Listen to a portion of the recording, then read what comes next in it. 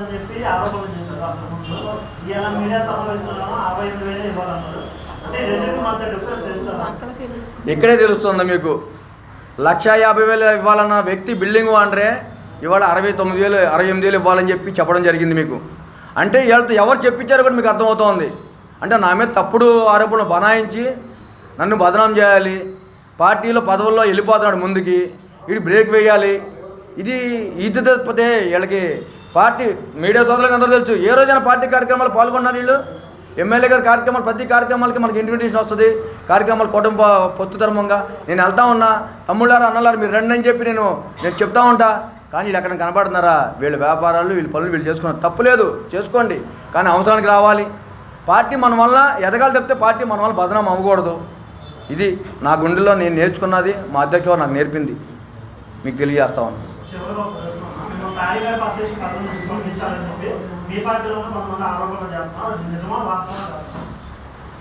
మీడియాలో కూడా వచ్చింది, నేను చూశాను. నిన్న మొన్న మీడియాలో కూడా వచ్చింది. అధ్యక్షులుగా సస్పెండ్ చేయాలన్నారు. మీరు ఇచ్చారా నాకు పదవి?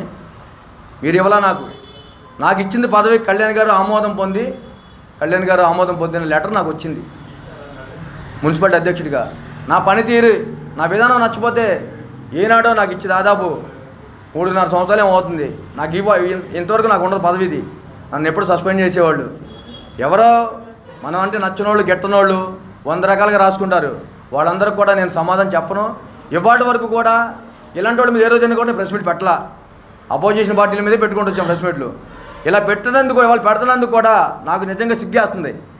మన పార్టీ అని చెప్పుకుంటూ తిరుగుతూ పార్టీని బదనాం చేస్తాను కాబట్టి పెడుతున్నా. కానీ ఇవాళ వరకు కూడా మా జనసేన పార్టీ అనుకున్న వ్యక్తి ఏ వ్యక్తి మీద కూడా నేను ప్రెస్ మీట్ పెట్టింది లేదు. ఈ సందర్భంగా మీకు అందరికి కూడా తెలియజేస్తా ఉన్నా, నా పార్టీ కోసం నేను ఎప్పుడు కూడా నేను ఎలా ఉన్నానో ఏంటో మా నాయకులకు తెలుసు, మా అధ్యక్షుల వారికి. దాన్ని బట్టి నన్ను ముందుకు తీసుకెళ్తారు. నేను ఎప్పుడైనా నేను తప్పు చేస్తే ఆ రోజే నన్ను మీరు పక్కన పెట్టండి అని చెప్పి మా అధ్యక్షుల వరకు కూడా నేను తెలియజేసుకుంటూ సెలవు తీసుకుంటా ఉన్నా.